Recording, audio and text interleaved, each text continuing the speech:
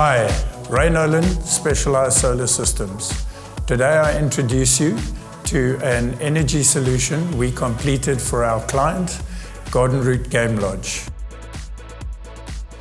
After data logging and analyzing the consumption patterns of Garden Route Game Lodge, we put in a 163.8 kilowatt peak solar array ground mount system and a containerized Fronius 135 kVA grid-tied energy solution.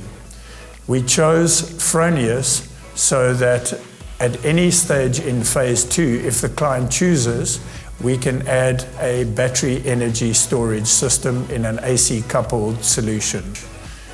The Garden Route Game Lodge has a 200 kVA Eskom transformer, and within our SSEG, our small-scale embedded generator application to Eskom, we applied to be able to connect to the grid with a grid-tied energy solution.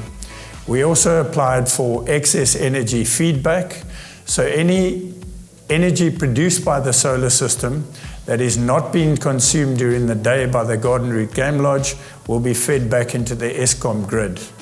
This energy can then be banked and reused by Garden Route Game Lodge during days when the sun is not shining.